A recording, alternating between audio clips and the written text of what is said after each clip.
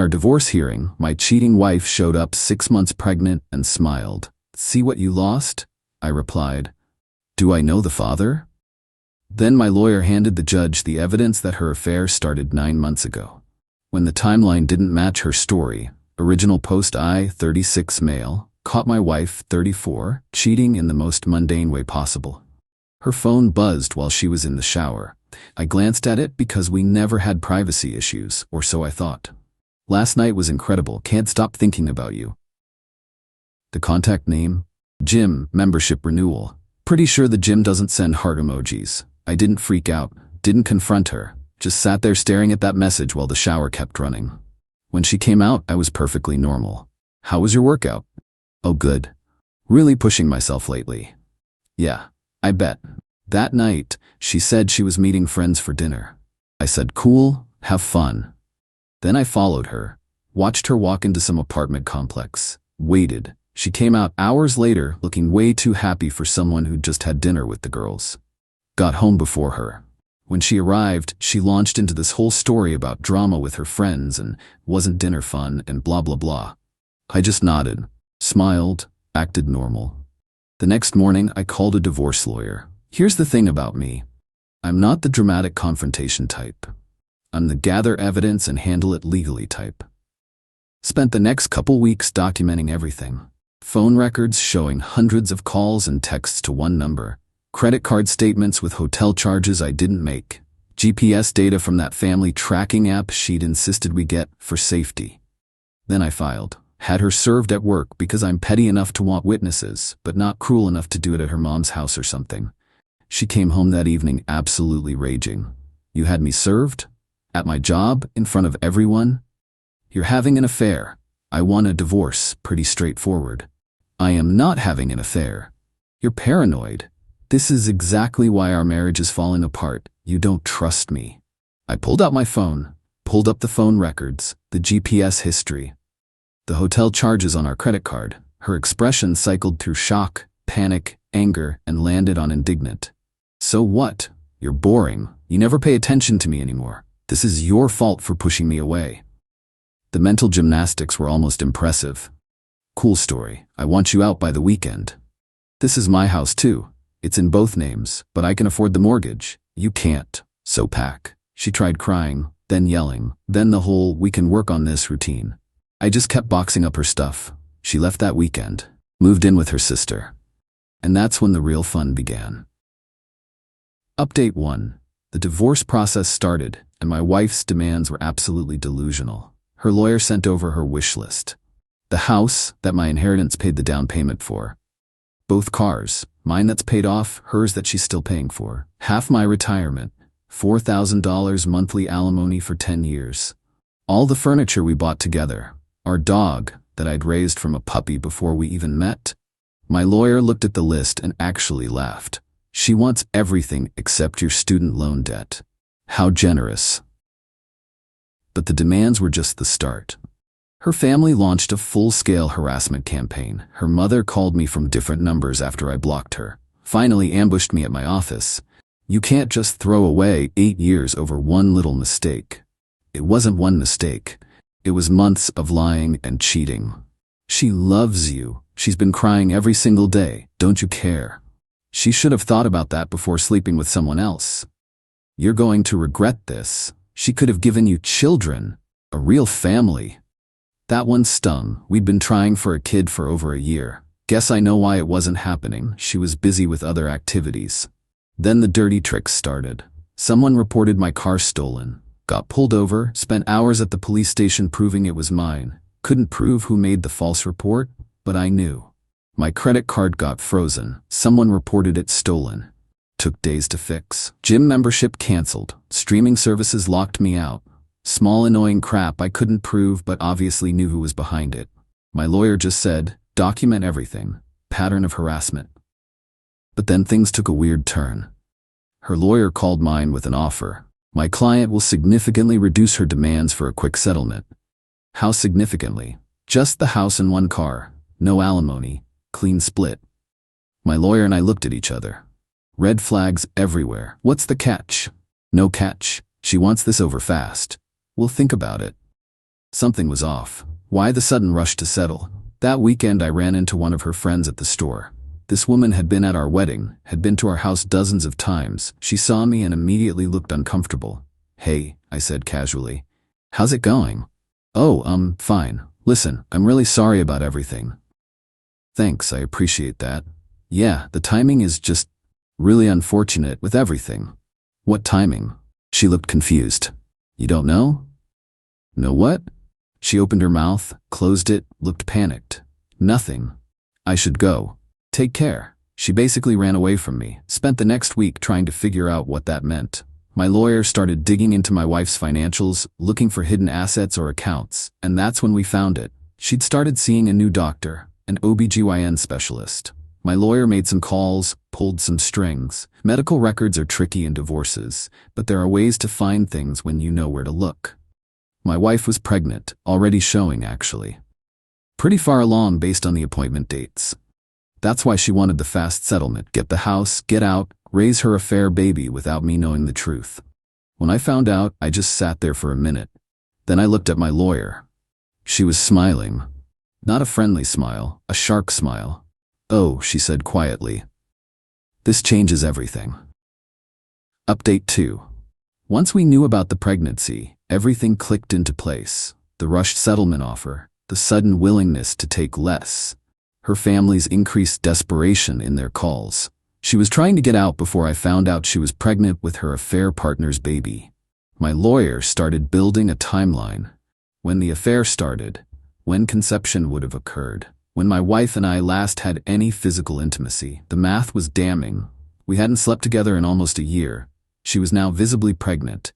The affair had been going on for longer than she'd admitted. Then her sister called me. Different approach this time, not aggressive, almost pleading. "She's pregnant." "I know." Long silence. "You know?" "Yeah, found out a few weeks ago." "Oh, she was going to tell you herself." "I'm sure she was. Right around the time she tried to screw me in that settlement offer."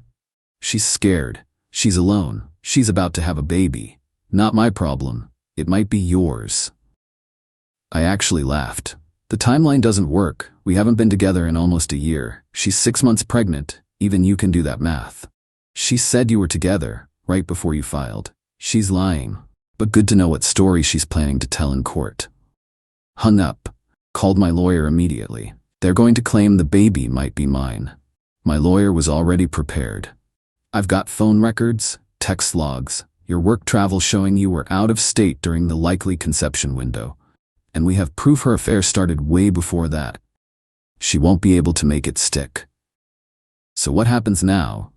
Now we wait for the hearing, and we let her dig her own grave.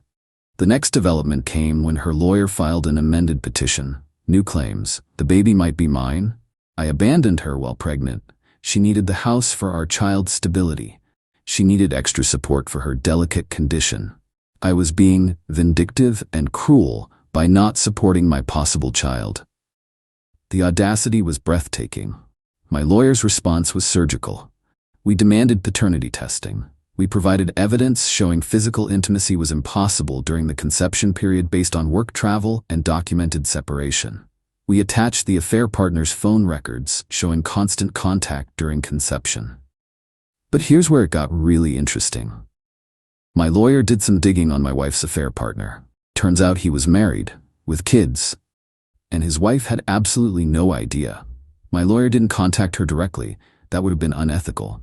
But she made sure certain information ended up in public court filings where anyone could find it, including a very observant, very angry wife. Word got back to me that the guy got kicked out of his house, showed up at my wife's sister's place where she was staying. Apparently that went about as well as you'd expect, two cheaters blaming each other for ruining their lives. Then the day before our hearing, my wife broke her own no-contact rule and called me directly. "We need to talk, please. Everything goes through lawyers. I'm begging you. Don't do this to me in court." "Do what?" "Tell the truth. Don't bring up the pregnancy. Please, I'll give you whatever you want. Keep the house, keep everything. Just don't humiliate me. You're 6 months pregnant with another man's baby and tried to pass it off as mine to get the house. You humiliated yourself." "I never said it was yours." My sister assumed. Your legal filing literally claims I abandoned you while pregnant with our child. Try again. I don't know what I'm gonna do. He won't talk to me. I have nothing. For a second, just a second, I almost felt sorry for her. Then I remembered her lying to my face about girls' night while GPS showed she was at a hotel. You should have thought of that before you cheated. See you in court. The day of the hearing arrived. I got there early with my lawyer, who'd spent the morning preparing me for what to expect. What I wasn't prepared for was my wife walking in visibly pregnant, wearing a dress that deliberately emphasized her belly, flanked by her mother and sister like some kind of wronged heroine. She saw me and smiled. Actually smiled. This smug little smile like she'd already won. She sat down, whispered something to her lawyer, then turned back to look at me. See what you lost? She said it loud enough for everyone to hear. The court reporter, the bailiff, both lawyers, everyone. I looked at my lawyer. She was fighting back a grin. I looked back at my wife. Do I know the father?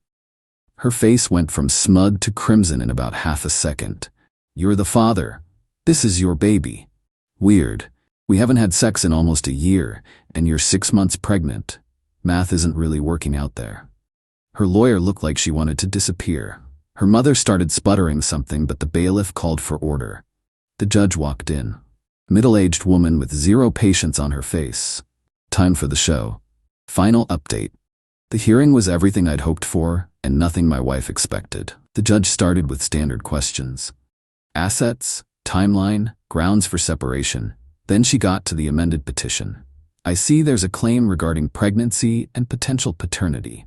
My wife's lawyer stood up, looking uncomfortable. Yes, Your Honor, my client is currently pregnant and there's a possibility. My lawyer cut in. Your Honor, I'd like to submit evidence that makes paternity biologically impossible. She handed over a thick file. My work travel records, hotel receipts from business trips, credit card statements, text records showing my wife and I barely communicated, phone logs showing her constant contact with her affair partner during the conception period. The judge reviewed the documents. Her expression got progressively less sympathetic. She looked up at my wife. Mrs., you claim your husband abandoned you while pregnant with his child. According to this evidence, you were engaged in an extramarital affair during the entire conception period. My wife's lawyer tried to object. Your Honor, my client's personal relationships. Your client made them relevant by claiming abandonment and requesting increased support based on pregnancy. I'm establishing facts. The judge turned back to my wife. Is this baby your husband's? My wife looked at her lawyer, looked at her mother, looked anywhere but at the judge. It could be. Could be? Were you intimate with your husband during the conception window? Silence. Mrs., you're under oath. Answer the question. We hadn't been together for a while. Define a while. More silence. The judge's patience was evaporating. I have evidence showing you had an extramarital affair for an extended period. You're 6 months pregnant. You haven't been intimate with your husband in nearly a year. Unless we're dealing with an immaculate conception, this baby's father is your affair partner. Correct? My wife started crying. He left me. When he found out I was pregnant, he left. I have nobody. The judge looked completely unimpressed. That's unfortunate. It doesn't entitle you to defraud your husband by claiming he's the father when the timeline makes that impossible. My wife's lawyer tried again. Your Honor, my client is in a very vulnerable position because of choices she made. Let's discuss asset division. What followed was surgical. The house, I got it. Since my inheritance funded the down payment and I'd paid most of the mortgage, I got the house. She got 30% of the equity when it sold or when I refinanced. Cars, she kept the one she was making payments on. I kept mine. Retirement, standard 50-50 split of marital assets accumulated during marriage. Cost me about $32,000. Alimony, here's where the judge got creative. My wife wanted $4,000 monthly for 10 years. The judge awarded $1,800 monthly for 2 years. She specifically called it rehabilitative support to allow respondent to gain employment skills.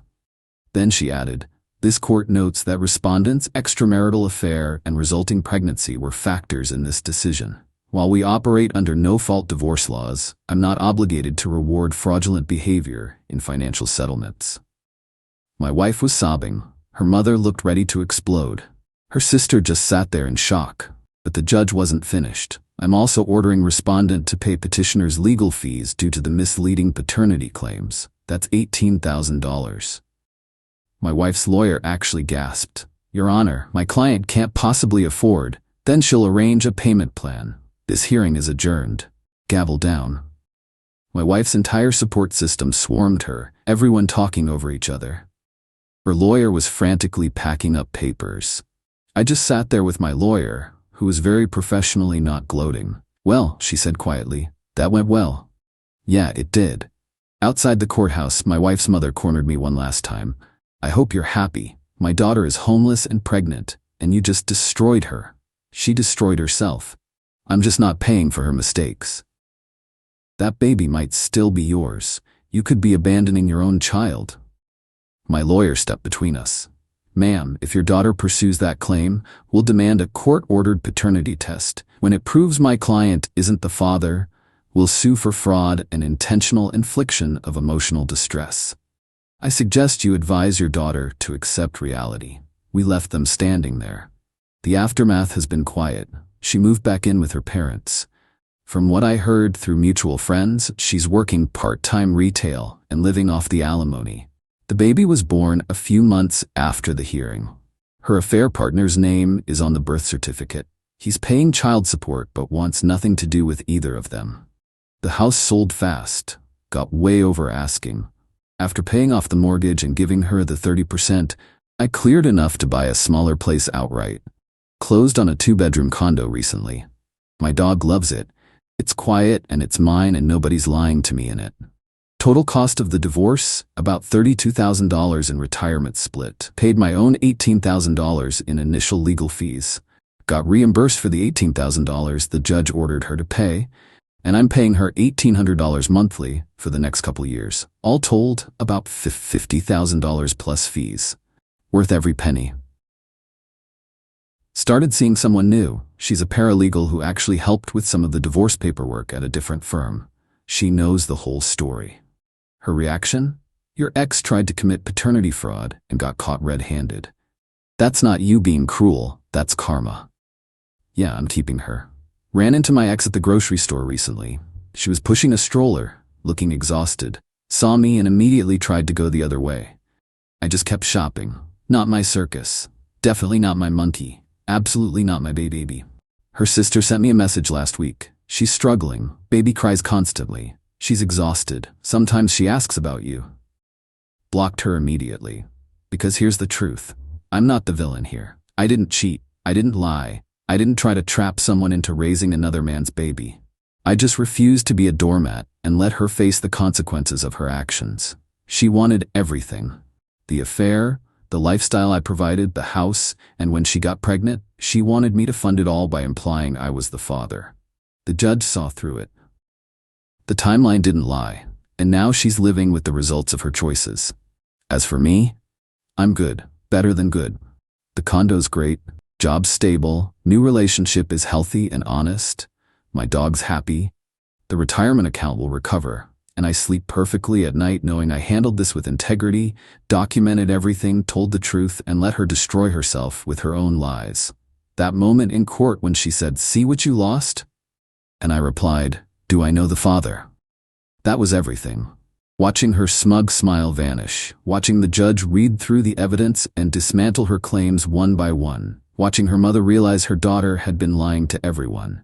That was justice. Pure, simple consequences. To anyone dealing with something similar, document everything. Get a good lawyer. Tell the truth. Let the manipulators hang themselves with their own lies. Judges are excellent at spotting fraud. The chapter's closed, the divorce is final, the house is sold. I'm free. And she gets to explain to her kids someday why daddy isn't around and why she tried to trick someone else into being daddy. Not my problem anymore.